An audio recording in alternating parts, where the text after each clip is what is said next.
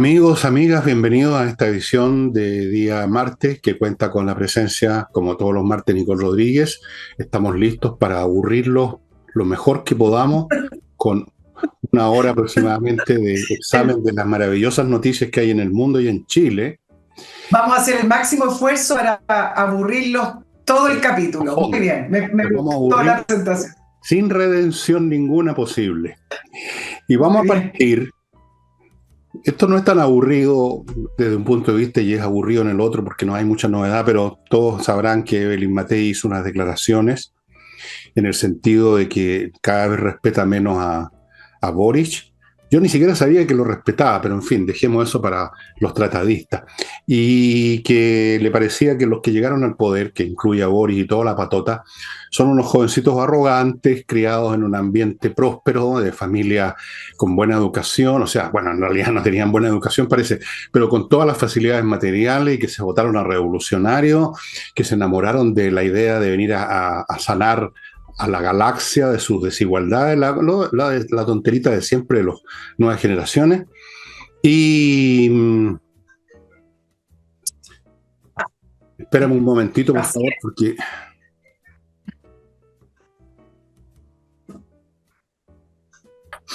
estábamos entonces, estábamos entonces en que Evelyn Matei hizo una serie de declaraciones y ya Sí. respondió Camila Vallejo, que seguramente Nicole conoce perfectamente la respuesta de Camila Vallejo, que a mí me pareció perfectamente absurda y lógica, por no decir otra expresión, pero yo no espero mucha lógica de estos jóvenes arrogantes. Eh, Nicole, Sí. Vamos, sí, analicemos un poquito lo de Evelyn Matei. Exactamente dice que el presidente Boric hace alarde de leer y uno siente que no sabe nada. Y yo creo que eso coincide con una opinión de bastante ciudadanos chilenos en el sentido de que cuando tiene que hablar de algunos temas o tiene que hacerse cargo de unos temas, uno se da cuenta que no maneja prácticamente mucho ningún tema. Tampoco se asesora bien y pareciera ser que no los aprende. Sus intervenciones siempre son muy panfleteras, muy de eslogan, muy vacías, muy huecas. Bueno, entonces yo creo que esto que dice Evelyn Matei muy directamente me parece que hace sintonía con una opinión que se ha estado extendiendo y también que ha estado reflejando lo que realmente es, ¿te acuerdas? Esta imagen de intelectual que intenta proyectar y nosotros acá siempre hemos planteado, ¿qué intelectual? Por favor, sí, pareciera ser que efectivamente no le... ¿Te acuerdas cuando ella también lo recordó en todo caso en esta entrevista? Fue a una biblioteca y le sacaron una foto leyendo, o en el avión presidencial leyendo, bueno, además que si lee realmente cosas muy dirigidas según su ideología, que parece ser lo único que fue aprendiendo. Y efectivamente ella dice, como tú lo dijiste, lo ha hecho extraordinariamente mal y que le ha perdido el respeto y son una tropa de jovencitos arrogantes, estoy leyendo textual, nacidos en familias bien, que nunca les ha faltado nada, que nunca han hecho nada y de repente sintieron que eran revolucionarios. Yo creo que hace esa frase, ¿en qué contexto? Y acá es donde hay que entender y por qué lo hace. Primero decir que entrevistar a Evelyn Matei no es fácil. Yo le he solicitado que esté en mi programa, ahora no a ella directamente, es a su equipo, pero tienen una estructura. ¿Y por qué? ¿Por qué no es una alcaldesa? Porque ella es alcaldesa en ejercicio tan fácil de entrevistar, ¿por qué no tiene una agenda abierta? Porque ella tiene un diseño presidencial. Es decir, todas sus apariciones hace un buen tiempo atrás y sobre todo este año que comienza, este año político que comienza, tiene que ver con el diseño presidencial de Evelyn Matei. Entonces la pregunta en rigor es no solamente sintonizar con estas palabras que causan revuelo y que además la ministra Vallejo le respondió de una manera, yo diría, voy a sumar a tu palabra absurda, infantil. Es decir, yo le recuerdo cuando a ella la tildaron de cabra chica cuando tenía 39 años en el famoso caso Kioto.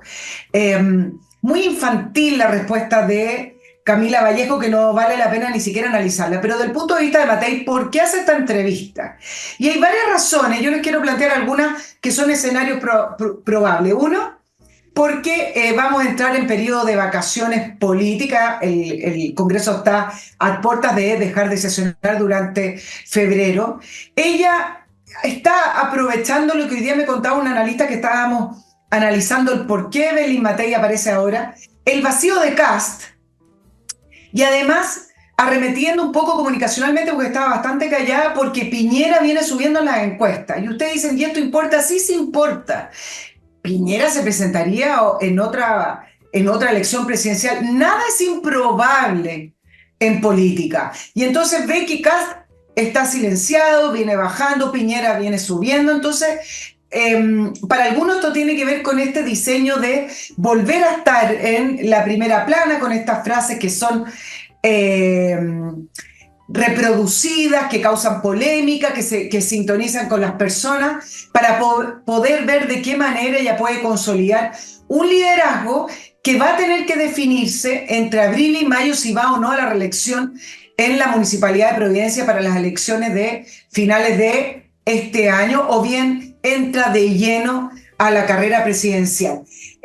Los políticos prueban el agua, los políticos ponen la patita para ver si el agua está fría, está caliente, está tibia, y van haciendo estas posiciones para ver cómo les va y si tienen alguna chance efectivamente de, en el caso de ella, dejar la alcaldía de Providencia porque ya puede ir a la reelección, o bien definitivamente en abril decidir que va a la carrera presidencial. Y esta entrevista con este tipo de palabras tiene que ver con eso.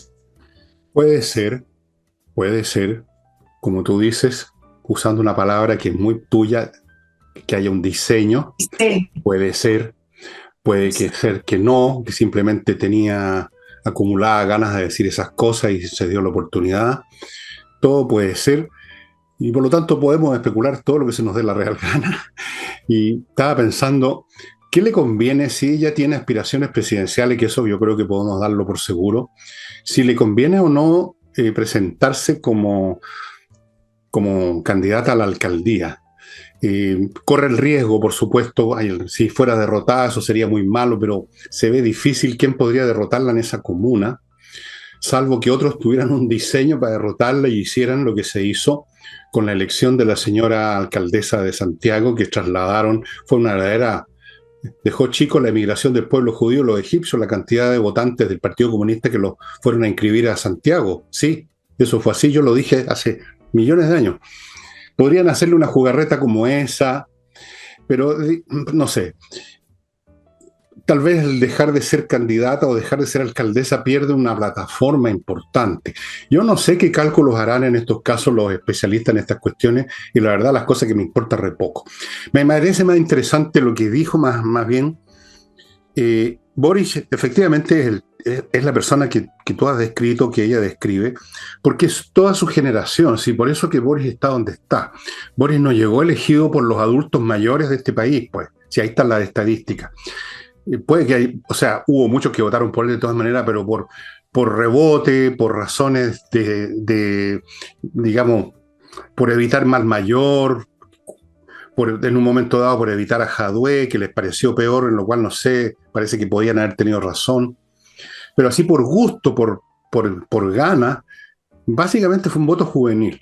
Y la razón es que Boric es como ellos. Estos jóvenes son como Boric y Boric es como estos jóvenes. Es una generación que creció, y estoy pensando incluso en los que tuvieron mejores oportunidades como Boric, que creció con una educación menos que mediocre, con una capacidad personal de esfuerzo intelectual menos que mediana, con un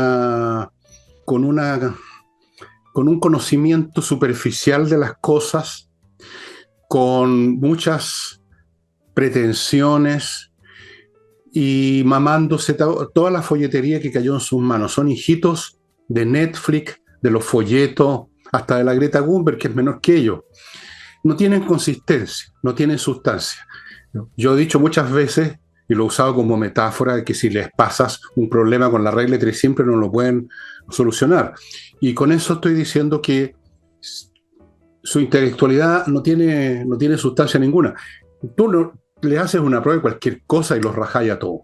O sea, estoy convencido que si agarras a Boric y le haces una prueba de matemática, no voy a decir a nivel de ingeniería, no, ¿para qué tanto? Simplemente el último año de educación media. o y le hace una prueba de historia, y le hace una prueba de castellano, y le hace una prueba de esto, yo creo que lo rajáis. Yo creo que con raja saca 500 puntos de lo que era antes la prueba de actitud académica, con suerte. Es un tipo mediano, como lo es su generación. Pero peor que las generaciones anteriores, que también han sido medianas, porque esa es una fatalidad estadística, esta tiene menos disciplina, tiene menos capacidad de esfuerzo y tiene más pretensiones y tuvieron más medios físicos a su disposición para eludir el esfuerzo de aprenderse la regla 3 simple, porque partieron con la maquinita, con los botoncitos. Entonces, efectivamente, ahí está una de las cosas más paradojales de esta generación y de Boris, que por un lado tienen unas pretensiones inmensas, inmensas, o sea, literalmente no solo la revolución, sino que cambiar la antropología humana, cambiar los valores completamente, resetear el mundo, por un lado, y por otro, son de una falta de sustancia intelectual pavorosa. Fíjate lo que dijo, y por eso vale la pena quizá examinar un poquito lo que dijo la Vallejo. 39 años dijo que tenía la Matei. Bueno, eso ya la pone por encima de la edad, la mayor de edad que muchos de los que están en el gobierno. Es mayor que, desde luego, que la Vallejo. Segundo, la Matei no se arrogaba la pretensión de cambiar el mundo cuando tuvo el asunto Kioto. Era una cuestión absolutamente banal y anecdótica. Es decir, hace una comparación mala. Es decir, no sabe hacer una analogía correcta la señora Vallejo.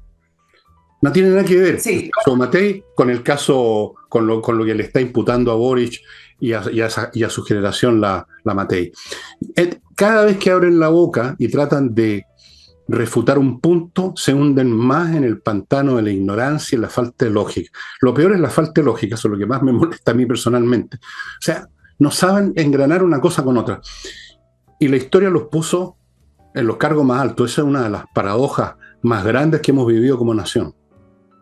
Así es. Ahora es interesante también ligar lo que dice Evelyn Matei con un analista que leía el fin de semana, que es Pablo Ortúzar, que hablaba por qué no hay realmente interés en saber qué es el Frente Amplio, más allá de las críticas que uno le hace y la liviandad con la que se han tomado los cargos y la política. Y dice que lo que las encuestas no muestran, y acá va en directa relación con lo que tú decías, es que el Frente Amplio no es de origen popular ni rural, sino que tiene un calado en las clases bajas y tiene poco calado en las clases bajas y pocas redes fuera de las grandes ciudades. Es decir, su base de apoyo se encuentra en medios urbanos, en general con estudios de educación superior, y que su principal espacio de reproducción política son las universidades. Es decir, es este Chile que se desarrolló en los 90, pero con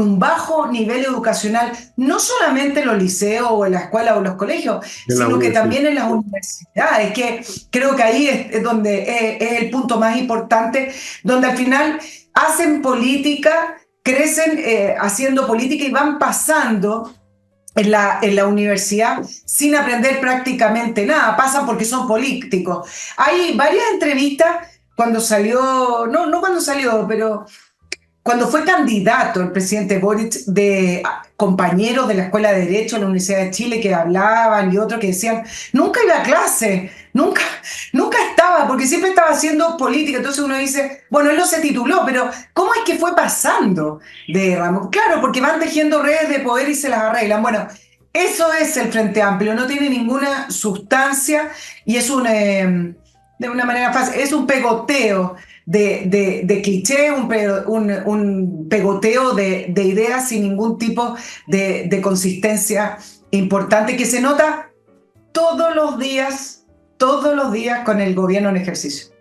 Efectivamente, no tienen ninguna consistencia ideológica. Sí tienen una consistencia con los votos, porque votan siempre lo que vota el Partido Comunista. En eso son consistentes, se han convertido en una extensión en las urnas electorales me refiero, por supuesto, en las otras no quiero ni tocar ese tema.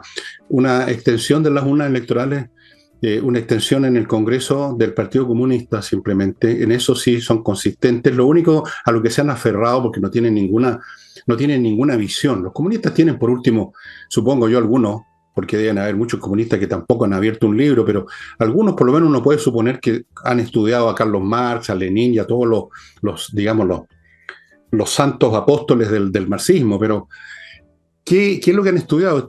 Es una lista de lavandería de temas abstractos, de generalidad, de que el medio ambiente, meten todo, sí, está todo metido.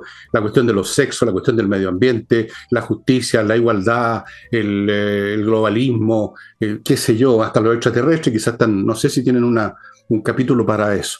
No son gran cosa, pero por eso mismo reflejan perfectamente la estructura demográfica del país de hoy día. O sea, sería raro que hubiese sido elegido el tipo de personas que gobernaban Chile en los años 50, es imposible. Estos tipos reflejan el espíritu de los tiempos, por así decirlo. Eso es el espíritu de los tiempos, la Weltanschauung, para decirlo pituco, de los tiempos en Chile, la refleja Boric con su lectura con el libro puesto al revés, leyendo folletines. Yo creo que hay muchas cosas que él no podría entender. Yo le podría pasar unos cuantos libros por aquí, y ni siquiera de matemáticas, sino que de algunas cosas yo creo que le hago una prueba y después lo rajo. Porque no tienen disciplina, no tienen vigor, efectivamente lo han estudiado, pasaron los ramos no se sabe cómo, especialmente estos políticos. Las demandas en las universidades son mucho más bajas ahora que antes, mucho más bajas. Entonces, uno lo ve incluso en la práctica profesional de otras personas que no son políticos, cómo ha ido bajando la calidad. Los mejores se han ido, entre paréntesis. Ese es el país que tenemos. Este es el gobierno que corresponde al país que tenemos. Fíjate tú, esa es la realidad, lamentablemente. Hay que cambiar el país para cambiar el gobierno. Y para cambiar el país hay que cambiar el gobierno. Una cosa que va con la otra. Hay que generar nuevas maneras de funcionar, nuevas disciplinas, nuevas místicas, si tú quieres, de trabajo. Todo eso se perdió. ¿Qué es lo que piensan todos los jóvenes que están en la universidad ahora y que se reciben no se sabe cómo? Están pensando al tiro en el año sabático. Están pensando al tiro en cambiarse pega porque les pagan 10 pesos más por acá. No se especializan, nada. Son una calamidad la mayor parte de los... Por supuesto, siempre hay excepciones, siempre las hay. Pero estoy hablando de la masa, que es lo que hace, que es lo que da el tono a una sociedad. La masa, ¿cuál es el promedio? ¿Cuál es el nivel promedio? Eso da el perfil de una sociedad. No los superdotados, no los genios, no los tipos destacados, sino que el promedio. Ese promedio puede ser un poco más alto, un poco más bajo, y en Chile está muy, pero muy bajo. Muy bajo. Y cualquier persona de nuestra época que vaya a una universidad, a las escuelas donde uno estudió, y se sienta en una sala de clase así como un fantasma a ver qué pasa, yo creo que nos morimos, porque simplemente es la cueca en pelota, en definitiva, por lo que me han contado a mí, por ejemplo, lo que pasa en la escuela de sociología. O sea, ningún rigor, o sea, es puro chacharacha, puro cantinfleo, pero en fin. Bueno, pero es importante, yo creo que no es menor el tema de el ingreso a la universidad y cómo a través del diseño de la reforma educacional han estado aumentando, exacerbando artificialmente las matrículas para entrar a la universidad, porque ahí está el reducto, ahí está el poder territorial, si se quiere poner así, del Frente Amplio. Es decir, ellos mismos han presionado y estuvieron empujando la reforma educacional de gratuidad con Michelle Bachelet, que les abrió la moneda al Frente Amplio, les abrió el camino para que ingresaran a cargos de poder. Y luego ahí tú ves por qué ellos han presionado tanto por aumentar las matrículas y por hacer un reducto de poder territorial en las universidades. Por eso también la gratuidad en la cual las universidades dependen del Estado finalmente de financiamiento. Es decir, toda una estrategia para no soltar lo que ellos ven como sus votantes. Y ahí están los votantes, efectivamente, ahí están. Ahí se criaron, ahí se formaron, de ahí salieron al poder y ahí es donde quieren tener y seguir aumentando los votos. Claro, si uno quisiera hacer una especie de descripción de cuál es el modelo inconsciente, muchos de ellos, de sociedad, es una especie de parvulario, donde ellos serían los párvulos que están en los cargos de más, digamos, más cercanos a la teta fiscal, que no sé qué clase de leche va a producir esa teta fiscal si la economía se va al suelo, pero ellos imaginan que esa teta es como la de la Virgen María o de alguien que no siempre va a estar dando el producto sin problema, mágicamente va a haber siempre recursos para distribuirse. Y antes de continuar con este tema tan lácteo, voy a entrar a mi primer bloque y lo voy a iniciar a propósito del calor salvaje que hace que es como una cocina en que hay una cosa en el horno. No sé si ya abres la puerta del horno y es una cuestión sofocante, así está afuera, pero yo, amigos míos, no, porque tengo Climo y estoy muerto de la risa. No olviden la promoción que tiene ahora Climo. 2 equipos, o sea, para 2 ambientes distintos, por ejemplo, puede ser el dormitorio, el living, lo que usted quiera. 2 equipos, más la instalación de esos 2 equipos por 950.000 pesos. Esta oportunidad no se va a repetir porque son unos equipos que se van a acabar, hay un stock limitado, yo sé cuántos son, me contaron cuántos les quedan, cuántos se han ido. Aproveche esta oportunidad porque, o sea, yo no sé, yo no podría estar haciendo el programa si tuviese aquí, no estuviera con Climo, francamente, porque el calor a mí me mata. Sin Climo tendría que estar bajo la ducha, una ducha perpetua. Continúo, amigos, con Kame ERP, un software para todo lo que su empresa, cualquiera que sea su tamaño, su rubro, necesite. Temas contables, financieros, control de stock, coordinación con impuestos internos, los temas de remuneraciones, todo lo que es el movimiento administrativo y financiero de la empresa con esta inteligencia artificial que es más inteligente que los que tenemos en el poder, pero mucho más. Kame ERP, muy disponible, los precios son muy adecuados, póngase en contacto, averigüe, no le cuesta nada. Continúo con entrenainglés.cl, una academia de inglés gestionada por profesores de inglés de verdad, que dan las clases online, súper potentes. Usted va a quedar bien armado en el inglés, va a quedar en condiciones de moverse en el mundo bien, realmente. No solo entender, sino que hablar. No solo hablar, sino que entender lo que le están diciendo, que esa es la parte difícil. Que hablar uno puede mandarse de repente con dificultad una frasecita en inglés, pero si no lo domina bien el idioma, no va a entender nada de lo que le diga. Entreninglés.cl, pónganse en contacto, hay cursos incluso ahora en verano.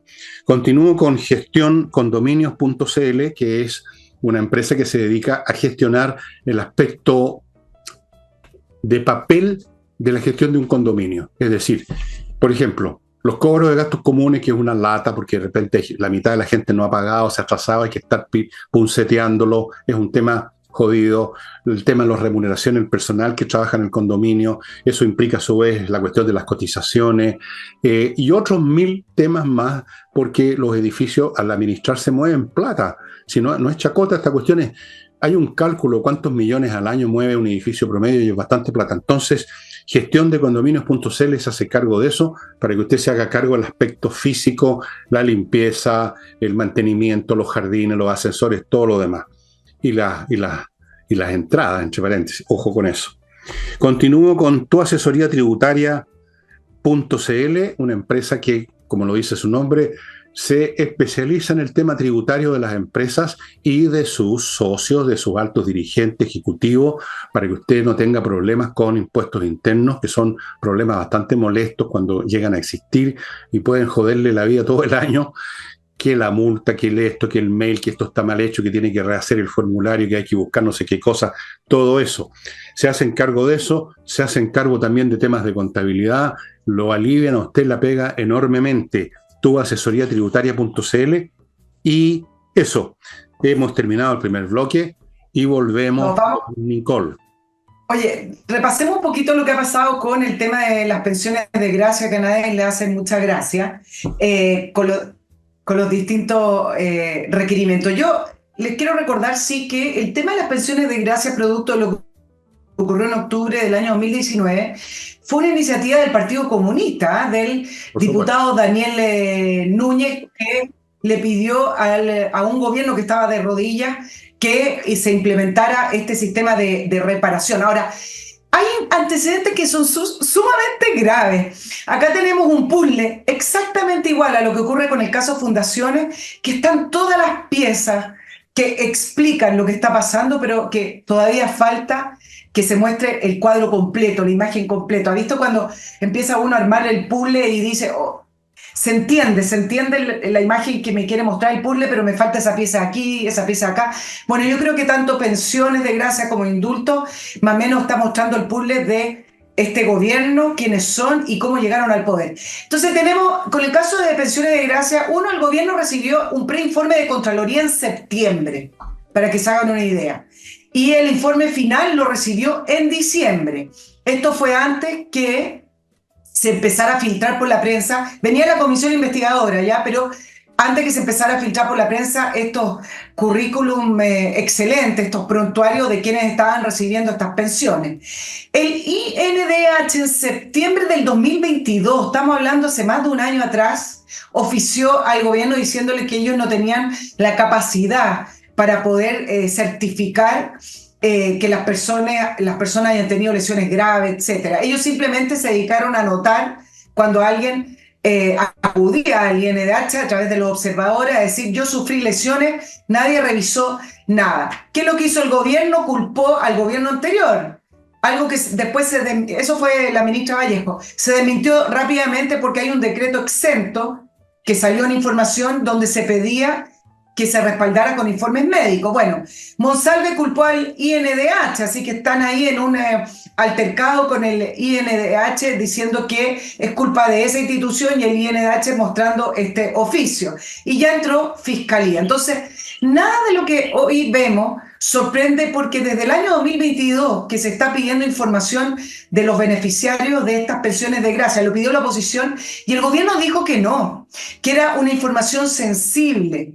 Por lo tanto, no la entregaba. ¿Y por qué se entregó? Por ley de transparencia del Estado. El punto es que con el informe de Contraloría ya sabido por todos, pasamos del reproche y de la idea de que algo anda mal acá a tener un respaldo legal de que esto está todo mal. Y entonces aquí tenemos varios temas que son importantes y que se repiten una y otra vez con este gobierno que ya está investigado por dos, es decir, Fiscalía encima del gobierno por el caso Fundaciones y por el caso Pensiones, en el caso de estas pensiones de gracia por delitos, irregularidades.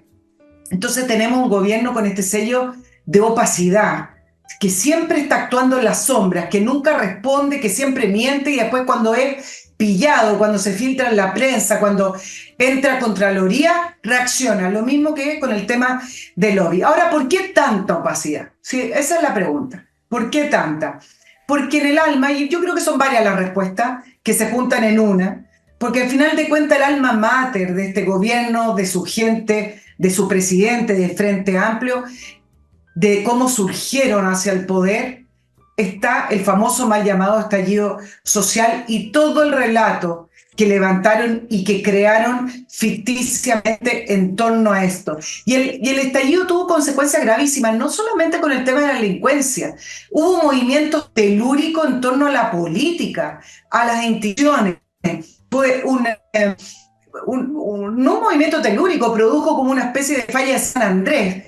Y pusieron en marcha todas las instituciones del Estado en torno a este relato, donde se intentó levantar el tema de las violaciones sistemáticas de los derechos humanos para poder tener argumentos, para tener armas, para poder tener instrumentos, para poder llevar a cabo una revolución y decir el modelo es el malo. Y por eso está el tema de los indultos, las pensiones. Ojo que el retiro de las querellas, ¿te acuerdas, Fernando?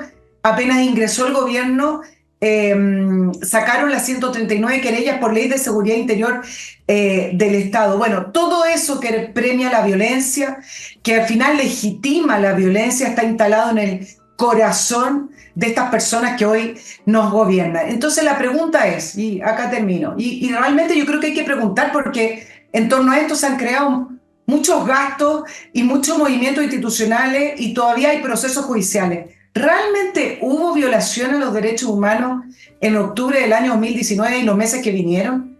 ¿Cómo vamos a definir, a partir de lo que ocurrió ahí, las violaciones a los derechos humanos cuando estamos hablando de violaciones sistemáticas, que es lo que quisieron instalar?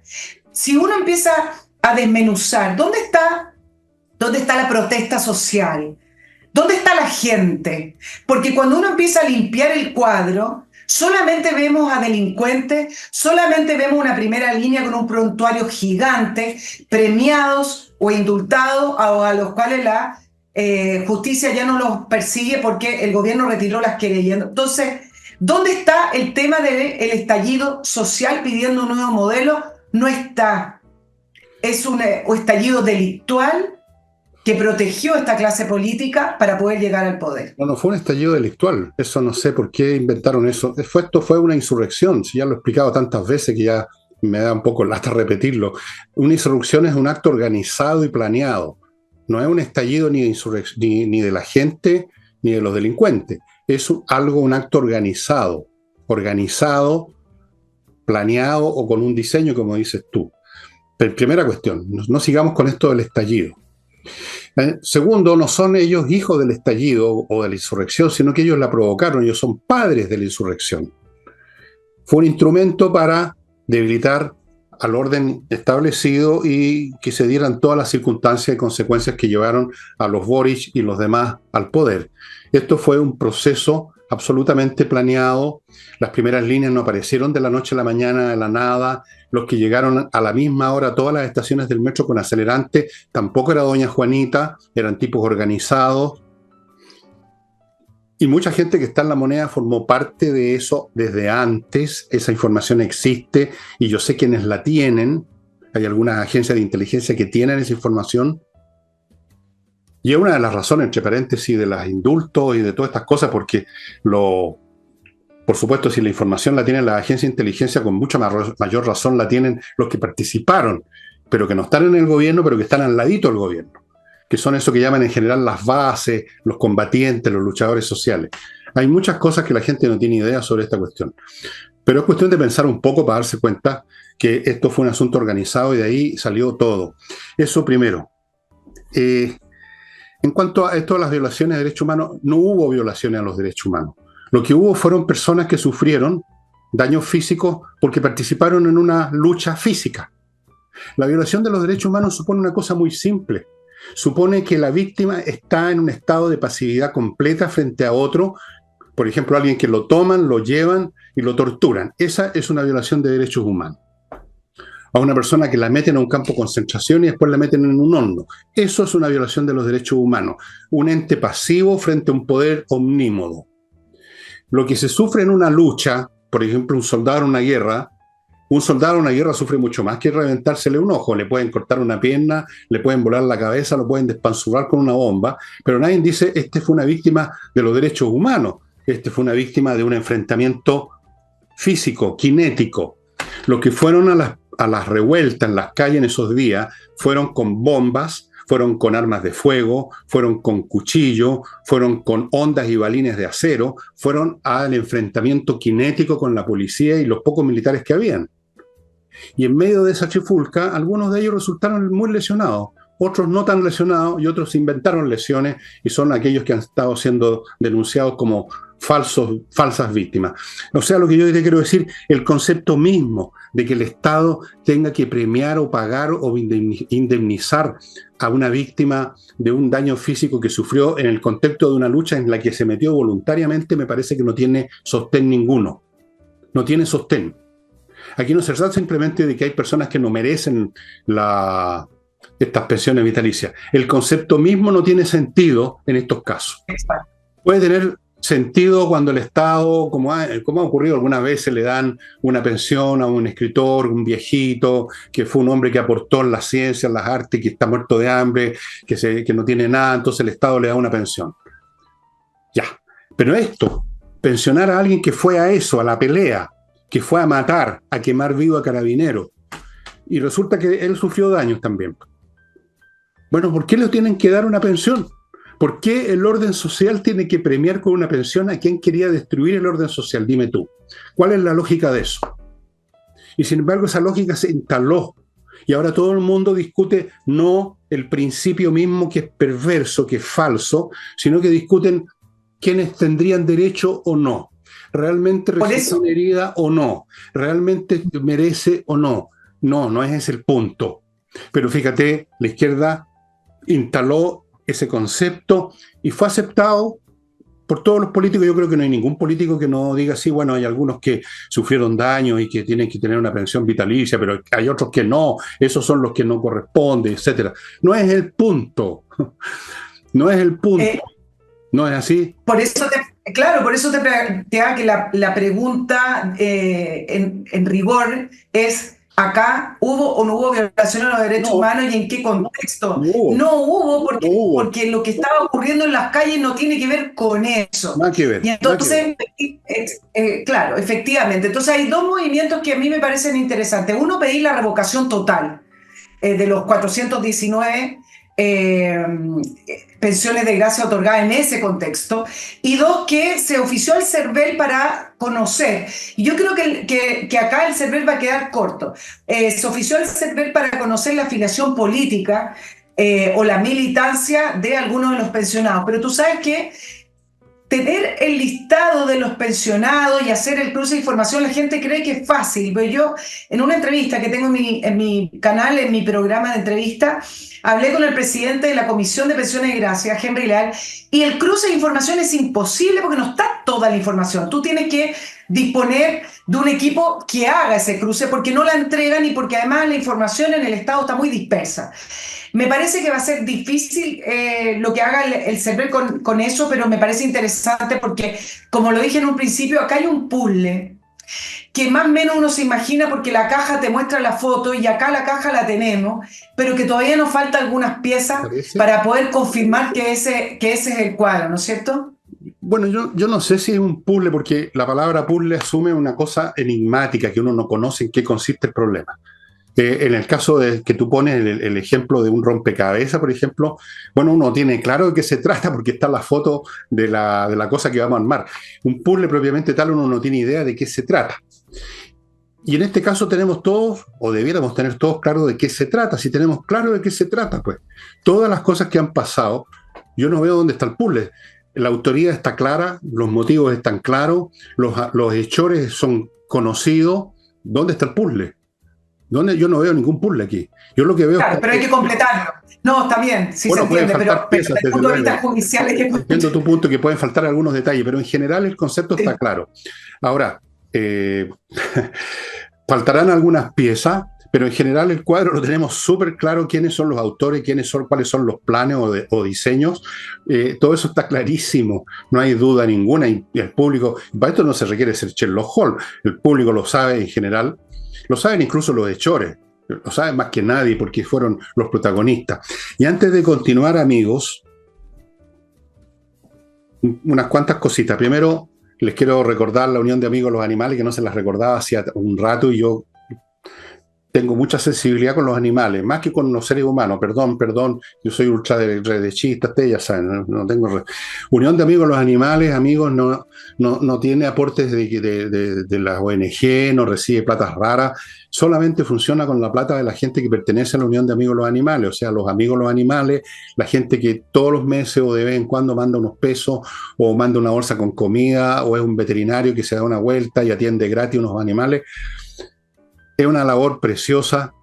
Si a usted le gustan los animales, haga algo. No se quede con el discurso: me gustan los animales.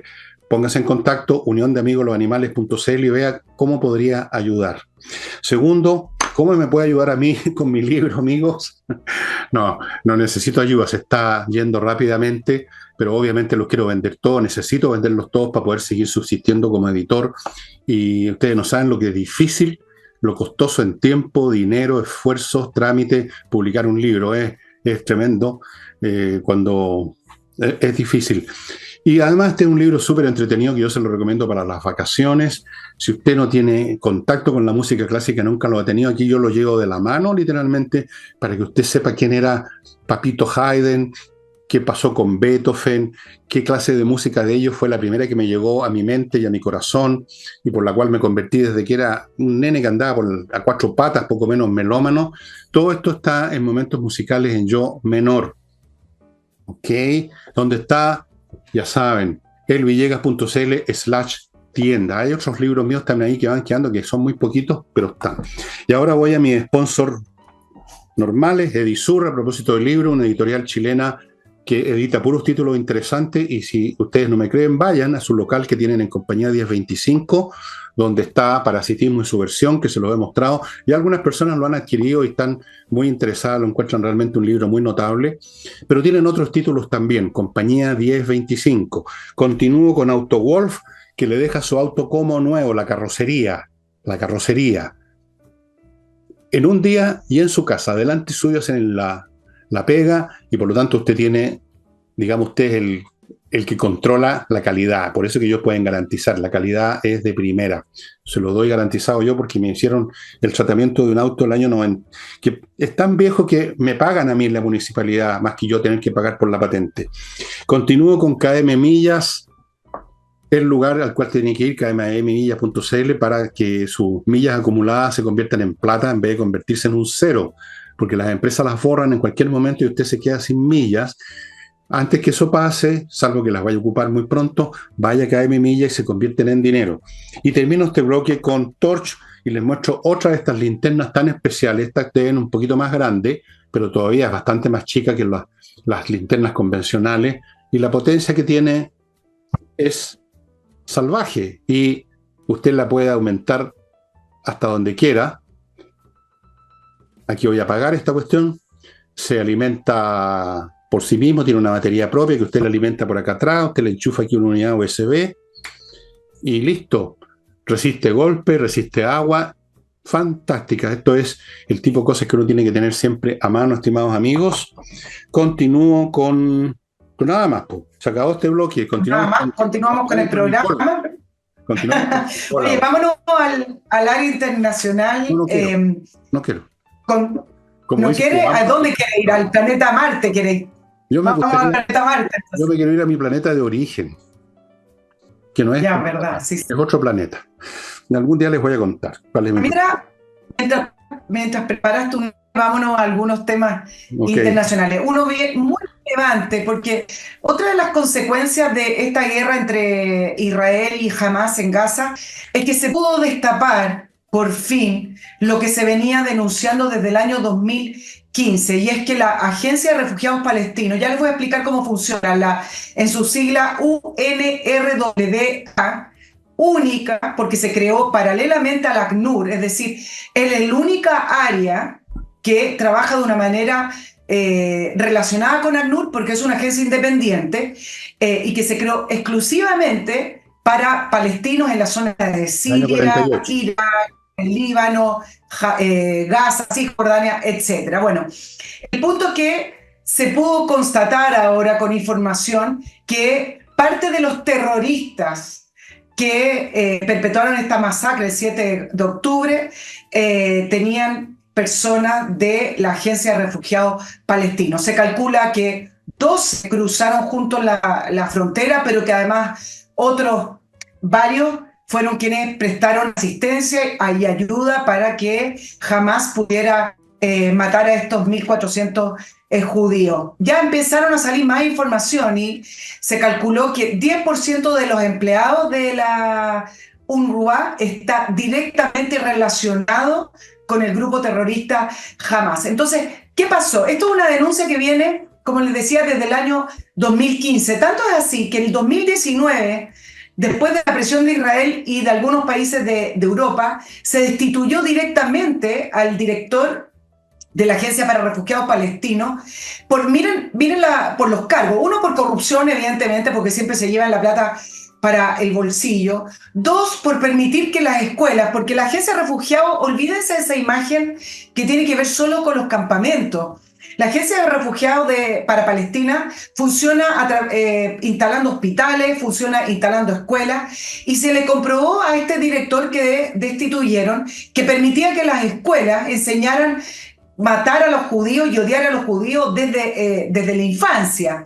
Entonces, también se le cargó por abusar de su poder con los palestinos. Es decir, mantenerlos al alero de estas agencias sin ayudar realmente a que los palestinos, quienes no están involucrados en el grupo Hamas, pudieran salir adelante o entregarles las herramientas, sino que fueran siempre dependientes de esta agencia. ¿Qué pasó?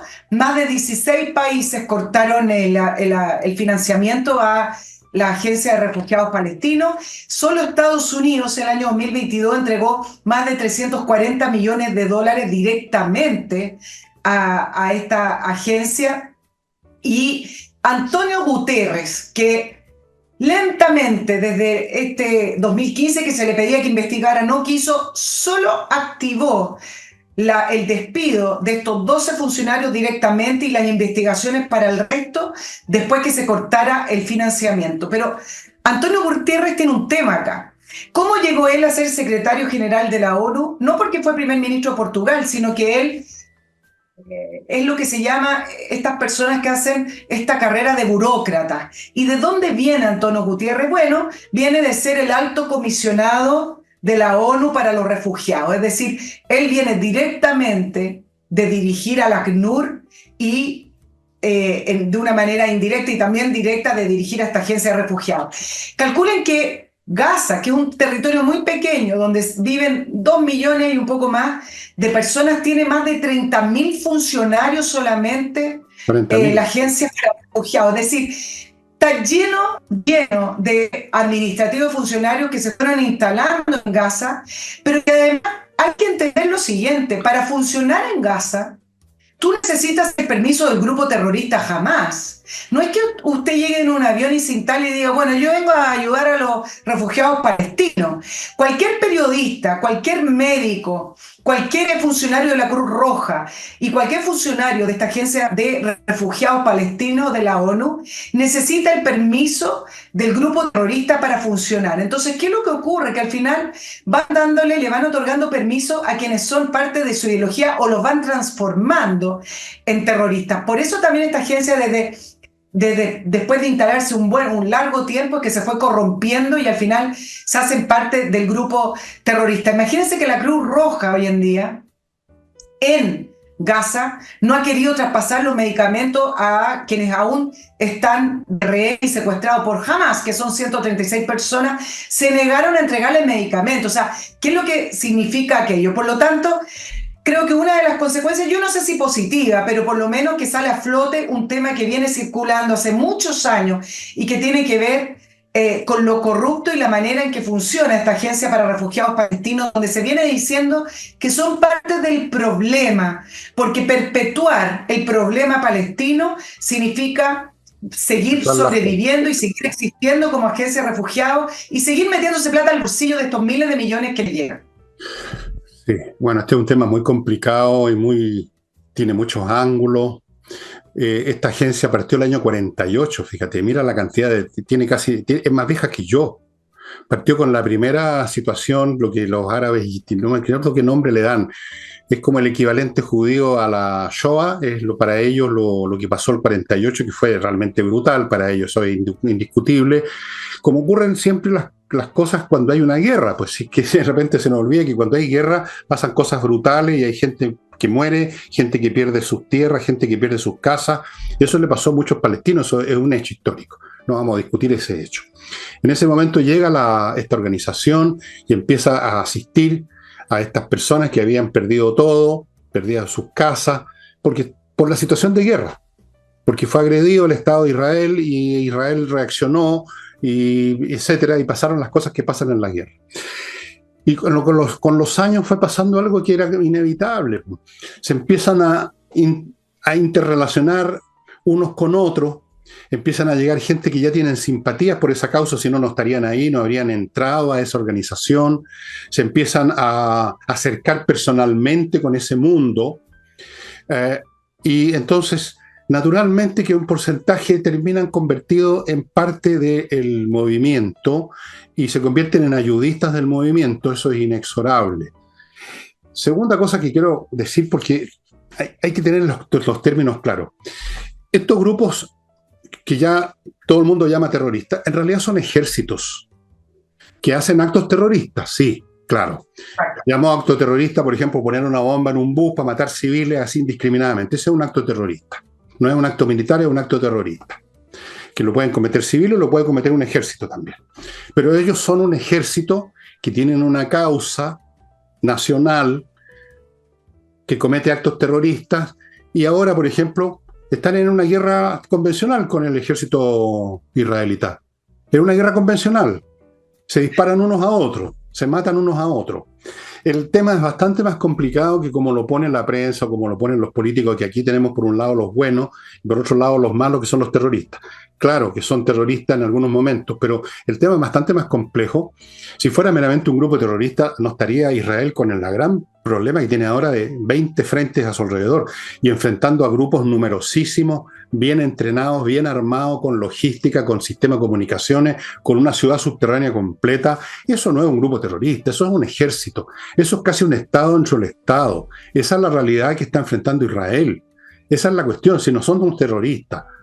Cuando dicen y los norteamericanos bombardearon a los terroristas, Yuti, no son terroristas, es un ejército anti-israelita, un ejército anti-norteamericano, un ejército que es un brazo, que es una parte del ejército iraní en el fondo. Eso es lo que estamos viendo ahora. No es una cuestión de terrorista. Con eso nos engañamos bastante, nos confundimos y no entendemos lo que está ocurriendo ahí. Ahora, volviendo a tu organización esta, que tiene un nombre tan complicado, claro, pues, se ven todas estas cosas. Primero, gente que se empieza a, como quien dice, como el síndrome de Estocolmo, se empiezan a asimilar con aquellos que fueron a proteger. Segundo, uno se pregunta cuántos de estos recursos millonarios fueron a dar a esa ciudad subterránea para comprar armas, para comprar cemento, para hacer esos túneles, para armar esa máquina militar que es Hamas, que no es un grupo terrorista, es un ejército. ¿Cuánto? Tres, está el tema, por supuesto, de los del interés privado de meterse plata al bolsillo o de mantener la pega. Y para mantener la pega hay que mantener a los palestinos en esta situación.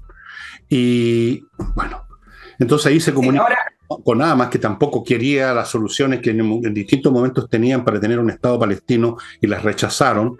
Como tres distintas opciones han habido en el curso, si no me equivoco, son tres. Y las rechazaron todas. Porque esto es un poco como esa vieja metáfora de el coro, ¿cómo se llama? Bueno, no importa. Otro día lo voy a decir. Ahora, tú hablabas de la ciudad, son 740 kilómetros de túneles subterráneos. Ustedes tienen que calcular eso. Y recientemente se descubrieron túneles hacia Cisjordania. Ahora, la realidad de esta agencia de refugiados palestinos no tiene que ver solo con la guerra con Israel.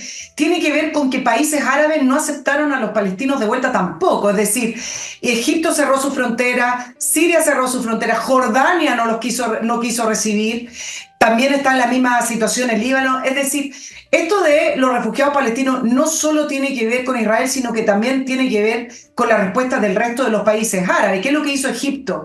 Apenas explotó el tema del 7 de octubre, cerró la frontera. ¿Por qué? Porque no quiere que se le metan desde la frontera con Gaza, que se le empiezan a entrar los palestinos que viven en Gaza, los gazatíes, que son principalmente ya están ideologizados y adoctrinados para ser terroristas. Gaza, en una época, claro, esta agencia funcionaba, pero acuérdense que Gaza fue tomado por Hamas desde el año 2007, por lo tanto son más de 10 años en los cuales han construido prácticamente una base militar y se tomaron ese territorio. Ahora, junto con esto, súper interesante plantearte lo siguiente, que es otra de las consecuencias que ha tenido esta expansión de estos verdaderos ejércitos, ya para no hablar de milicias, que tiene que ver con el retroceso del cristianismo en los países árabes, donde en algún momento han podido convivir bien el cristianismo con el islam. Pero, por ejemplo, en Turquía, hace un día, el grupo yihadista del Estado Islámico, que todavía funciona, se reivindicó un ataque mortal a una iglesia católica en Estambul. Y un comunicado que se distribuyó a través de redes sociales con esta agencia que es AMAC, que se llama, que es la agencia oficial del Estado Islámico. Ahora, todos tienen agencia oficial y tienen canales de distribución. Bueno, que está vinculada directamente a este grupo yihadista, afirmó que estos combatientes, estos héroes que son para ellos, hicieron el ataque en respuesta a este llamado de los líderes de la yihad a atacar a cualquier judío y cristiano y sus instituciones en cualquier lugar. Y lo mismo ha ocurrido con el Líbano, porque ahí ha estado expandiéndose Hezbollah. ¿Y qué ha pasado? Que prácticamente ya no queda cristiano. En el Líbano habían 53% de la población del Líbano, un poco más, era cristiana. Yo hice el cálculo que menos del 3%. Y han salido por el terror de la yihad, del terror de la expansión del radicalismo musulmán, que no permite que se ejerzan otras religiones. ¿Qué ha pasado con Turquía, con Erdogan, que ha tomado más bien una posición de musulmán radical? Por ejemplo, mira lo que hizo con el museo, con la Catedral Santa Sofía, la declaró oficialmente una mezquita. Es decir, hay también acá no solamente un tema de que Israel se ve más amenazado con estas milicias, verdaderos ejércitos, sino que también hay un retroceso importante del cristianismo en todos estos países que antiguamente, podían convivir de una manera mucho más armónica. Claro, tú puedes convivir armónicamente cuando hay un Estado que es superior a todas las partes, que les pone la pata encima a todos, cuando, por ejemplo, pasaba, bueno, pero no voy a hacer historia porque delateo al público, pero el, el Islam es la religión oficial de esos estados. Son estados islámicos en un sentido que no existen estados cristianos. Son estados definidos por el Islam. No tienen un código civil independiente del Islam. El código civil de ellos es el Corán y los comentarios de los comentaristas a lo largo de los siglos del Corán. Y cuando una religión se identifica con el Estado, las demás rápidamente son expulsadas. Eso pasa siempre. Eso ha pasado siempre, no hay ninguna novedad. Los empiezan a asfixiar, a arrinconar y finalmente lo sacan. Y por último, algunos se van convirtiendo a la religión oficial porque esa es la que da oportunidades de subir al poder, de seguir funcionando. Muchos cristianos dejaron de existir no porque se fueran físicamente del Líbano, sino que se convirtieron al Islam nomás, por lo más probable. Si las conversiones religiosas tienen mucho que ver con la conveniencia también, pues.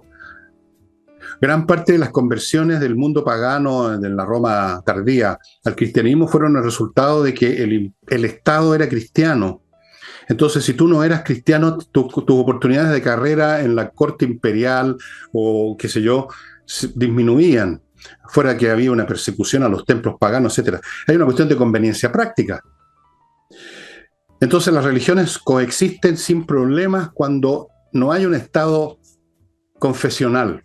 Cuando el Estado no tiene nada que hacer con las religiones. Por ejemplo, en Chile. Chile es un Estado no confesional y por lo tanto pueden coexistir musulmanes, judíos, cristianos, y budistas y lo que sea, Hare Krishna, porque el Estado no se define con ninguna religión. Si se definiera como una religión, las cosas serían distintas.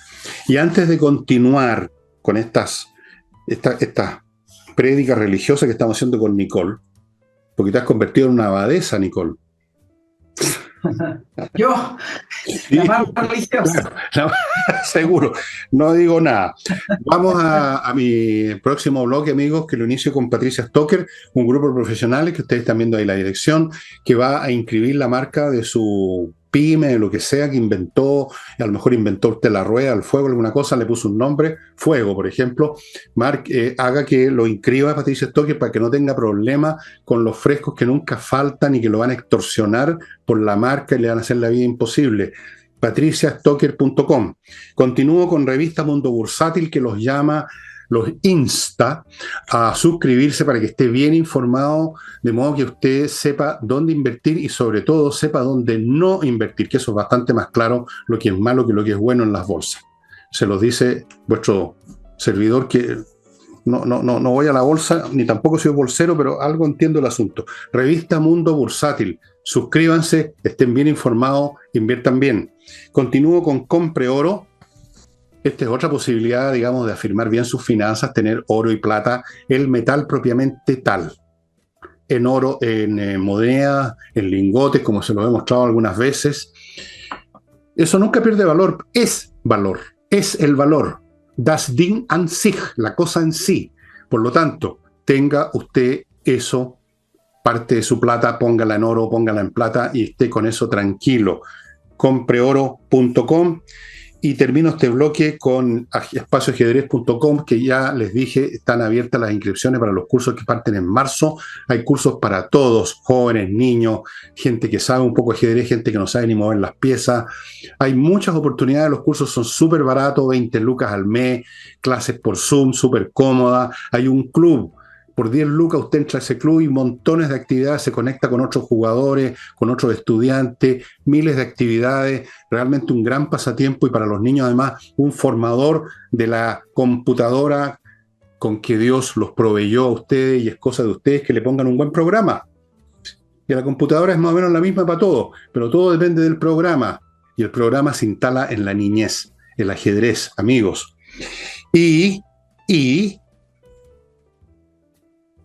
Tres cositas Un más. minuto. No, un minuto.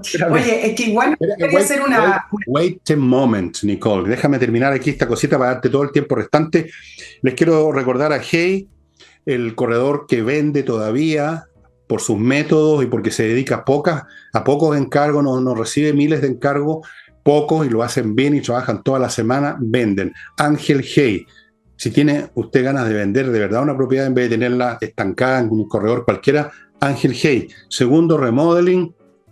Los profesionales que le van a remodelar profesionalmente su casa, pintura, suelos, parqué, muebles de cocina, estructuras internas, hacer crecer, a sacar una pared, poner otra pared, qué sé yo, miles de cosas. Tienen arquitectos, tienen especialistas para todo. No se entregue en manos de los gafíteres locales, de los maestros chasquillas del barrio, porque eso es francamente atroz.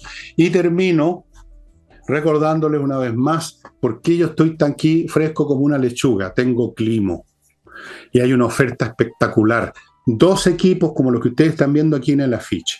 2 equipos, yo tengo uno de ese tipo, exactamente el mismo, son fantásticos. 2 equipos, más la instalación, todo eso por 950 lucas, nada más. Con 950 lucas usted tiene 2 ambientes en su casa a la temperatura que quiera. Yo no estoy sufriendo los calores espantosos de afuera. Y tiene la instalación, todo eso por 950.000 pesos. Y ahora el programa sigue en manos de Madame, la abadesa Nicole Rodríguez. La abadesa, y voy a seguir como la abadesa. No, queda poquito. Solo decir que efectivamente cuando una religión es oficial de un Estado, evidentemente que eso implica que esa religión va a predominar, pero creo que hay que hacer una diferencia de aquello con el radicalismo musulmán, la yihad islámica, que persigue a quienes no profesan esa religión en particular. Y eso es lo que pasa, y eso sí. Eso le da un grado. Claro, y eso va generalmente de las manos con los países que yo estuve nombrando, con países que no son o que no tienen una democracia. Mira lo que pasó en Irán. Tú sabes que en Irán, producto de algunas zonas que estaban experimentando alfabetización, etcétera, un organismo de Países Bajos hizo un estudio en que se estaba demostrando que estaba creciendo el cristianismo. Y entonces, ¿qué es lo que hizo? Irán, evidentemente, determinó por ley que iba a ser un delito, incluso con el riesgo de ir a la horca, a musulmanes que se convirtieron al cristianismo. Entonces, yo creo que ahí es donde quiero diferenciar el perseguir por profesar una religión distinta. Y eso es lo que pasó en el Líbano con los cristianos que tuvieron que salir porque Hezbollah les hizo la vida imposible, o un país donde evidentemente predomina una religión porque es la religión oficial del Estado o porque de un punto de vista histórico, ahí es donde hay una masa crítica, un núcleo importante de quienes profesan determinada religión. Y fíjate tú que esa persecución no está en el alma del Islam. Para información de vosotros, amigos, si ustedes leen y estudian la historia del Islam y los dichos de Mahoma, que fue el que creó esa religión, y cómo funcionaba al principio los estados que fueron creando, el imperio que fue creando el Islam, se respetaba a judíos y cristianos porque eran los pueblos de Dios. Esa era la expresión. Se suponía que el cristianismo y el judaísmo eran, por así decirlo, los predecesores del Islam. Los cristianos y los judíos eran respetados y tenían un tratamiento muy distinto, no se los perseguía en absoluto. Pagaban unos impuestos pequeños, pero nada más, no había ninguna persecución. ¿Sabían ustedes? Esto que está pasando ahora tiene que ver con otros factores que no tienen necesariamente una relación con lo que podría llamar el dogma del Islam. El Islam en sí mismo no es perseguidor del cristianismo, ni del judaísmo, pero por razones históricas se fue convirtiendo en lo que ahora es, se fue convirtiendo en un ente bastante rabioso. En ciertos países, en otros no. Aquí en Chile, por ejemplo, hay musulmanes. Yo incluso una vez estuve por curiosidad en una mezquita que está por acá, cerca de mi casa, en Chile, España, creo. Y no, aquí no andan persiguiendo a los cristianos, ni no creo que haya nada especial contra los judíos. Puede ser que haya otra animosidad distinta, pero lo que está ahí detrás de eso son cuestiones políticas bastante distintas a lo que podríamos llamar el canon religioso propiamente tal de las religiones. Yo creo que el judaísmo tampoco persigue a nadie, el cristianismo tampoco en sí es perseguidor, fue perseguidor en su tiempo por razones otra vez políticas, económicas, de intereses. Eso es lo que convierte una religión, oye, en una cosa feroz. No está en el meollo una religión, No puede ser por una religión, no conozco ninguna religión que predique el mal por la destrucción, no, no, no. Pero se pueden convertir en instrumentos ideológicos de destrucción en ciertas circunstancias, eso sí. Como lo pasó al cristianismo, al judaísmo no le ha pasado nunca porque tiene otra historia política, no tenían Estado en primer lugar para perseguir a nadie, eran los perseguidos. Y un Estado nacido de eso tampoco a andar persiguiendo, sería como un absurdo. Pero el cristianismo en algún momento persiguió por razones, y el Islam ahora. Las religiones en sí mismas no persiguen, son los religiosos los que persiguen, por así decirlo. Bueno, amigos, exacto. Nos estamos yendo, tenemos cosas que hacer y nos estamos viendo con Nicole el jueves, y el jueves tienen que asistir a este programa porque el jueves se nos va Nicole. No se va el programa, se va de vacaciones nomás. La van a tener en marzo como corresponde, salvo otra vacación más, Nicole, por Dios, otra vacación más. Yo no te he dicho nada, Pero ya, ¿qué tipo de compañera de trabajo es esta? Ya, muy bien. Tengo una paciencia santo. Ya, estimado amigo, chao, nos vemos mañana.